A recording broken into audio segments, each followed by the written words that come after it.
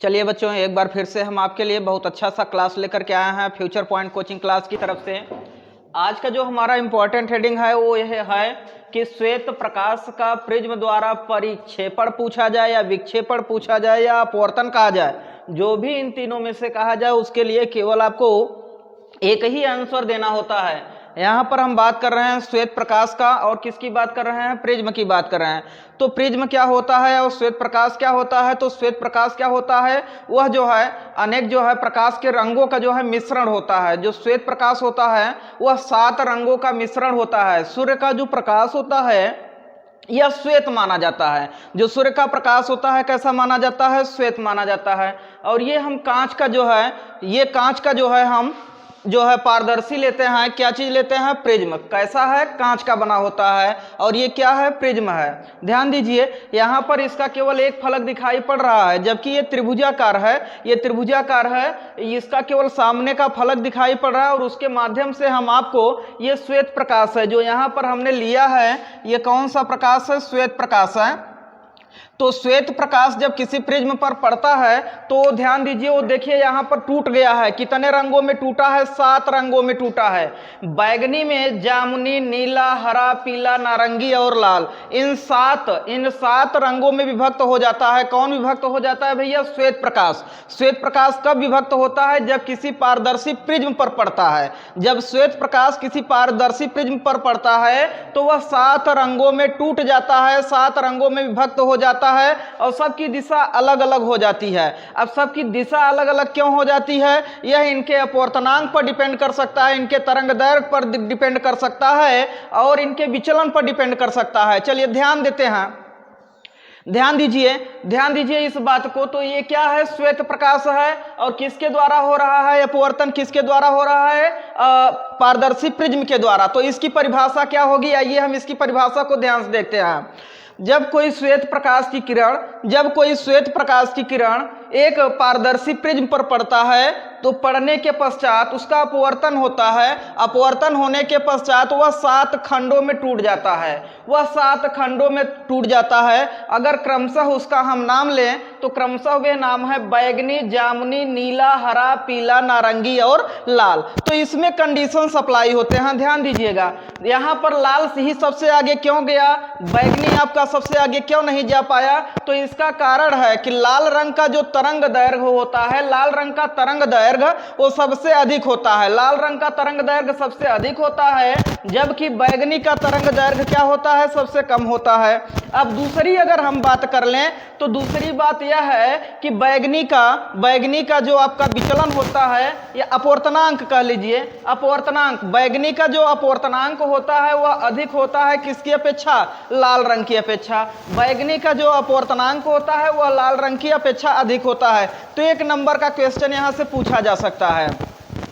1 number का question यहां पर आपसे पूछा जा सकता है कि लाल रंग का, और ये क्रम से होता है, लाल रंग का सबसे अधिक होगा, सबसे कम किसका होगा? बैगनी का। बैगनी का तरंग दैर्घ्य सबसे कम है, इससे ज्यादा जामुनी का होगा, इससे ज्यादा नीला का होगा, इससे ज्यादा हरा का, इससे ज्यादा पीला का, इससे ज्यादा नारंगी का और इससे भी ज्यादा जो है लाल रंग का। अब इसी तरीके से अपवर्तनांक की बात करें तो सबसे ज्यादा जो है अपवर्तनांक किसका होगा? बैगनी का। उससे कम जामुनी का होगा, उससे कम नीले का होगा, उससे कम हरा और उससे कम जो है पीले का होगा और उससे कम नारंगी का होगा और उससे कम भी लाल का होगा। ये तो हुआ आपका जो है अपवर्तनांक। अपवर्तनांक सबसे अधिक बैगनी का होता है और तरंग दैर्घ्य सबसे अधिक लाल रंग का होता है। जस्ट अपोजिट बात है।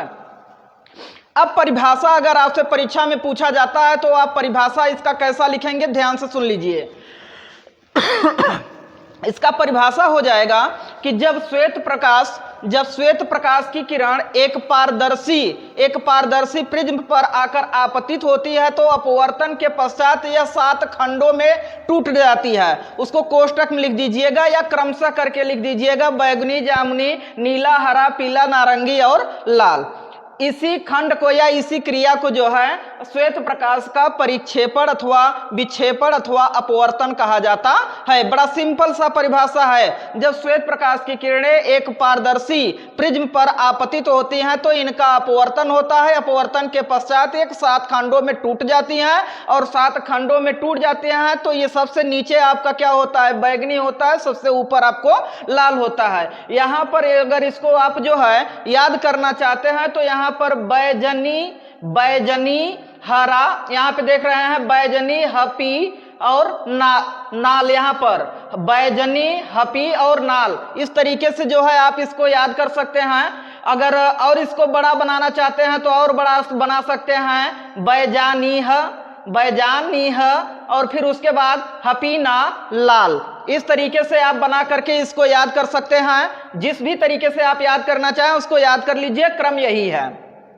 अब इसके बाद ध्यान दीजिए, ये तो हुआ एक प्रिज्म का कार्य, इसके अतिरिक्त हम 2 प्रिज्म का भी कार्य कर सकते हैं। ध्यान दीजिएगा, बड़ी इंपॉर्टेंट बात है। जब एक प्रिज्म से ये प्रकाश की किरणें टूटती हैं तो 7 रंगों में विभक्त हो जाती हैं। तो क्या हम दूसरा प्रिज्म लगा दे तो क्या इनको पुनः एकत्रित किया जा सकता है? हाँ, इनको पुनः एकत्रित किया जा सकता है। अगर हम एक प्रिज्म अगर हम सीधा लगा दें और दूसरा वाला प्रिज्म उसी के संगत जस्ट पीछे जो है उल्टा लगा दें तो इस पर जब प्रकाश की किरणें पड़ेंगी तो ये 7 रंगों में टूट जाएगा। कितने रंगों में टूट जाएगा? 7 रंगों में टूट जाएगा। और ये सातों जब इस पर पड़ेंगे, ये सातों रंग जब इस पर पड़ेंगे तो यहां से एक श्वेत रंग का प्रकाश किरण निकलेगा और यह प्रकाश का किरण इसके क्या होगा? इसके समानांतर होगा। तो ध्यान से सुन लीजिए, यहां पर हमने आज जो है इंपॉर्टेंट परिभाषा देखा है। कक्षा 10 में भी पूछा गया है और 12 में भी पूछा गया है कि श्वेत प्रकाश का प्रिज्म द्वारा परिक्षेपण या अपवर्तन करके पूछा जाता है। तो बड़ा सिंपल सा इसका डिफिनीशन है। जब श्वेत रंग का प्रकाश किरण किसी भी पारदर्शी प्रिज्म पर आपतित होता है तो अपवर्तन के पश्चात वे 7 खंडों में, उनका नाम लिख दीजिएगा, आपको अच्छा नंबर मिल जाएगा, 7 खंडों में विभक्त हो जाती हैं। इसी घटना को प्रकाश का प्रिज्म द्वारा वर्ण विक्षेपण कहा जाता है अथवा जो है अपवर्तन कहा जाता है। बस इसी चीज को आपको लर्न करना था। आज यही हमारा आपके लिए इंपॉर्टेंट हेडिंग था। और इसके साथ साथ आप जानते रहिए कि लाल रंग का सबसे तरंग दैर्घ्य अधिक होता है, बैगनी का सबसे कम होता है। जबकि अपवर्तनांक की बात की जाए तो बैगनी का सबसे अधिक हो जाएगा और लाल रंग का अपवर्तनांक सबसे कम हो जाए। और अगर ये वीडियो आपको अच्छा लगे तो इसको लाइक करिएगा, शेयर करिएगा और पहली बार देख रहे हो तो सब्सक्राइब जरूर करिए।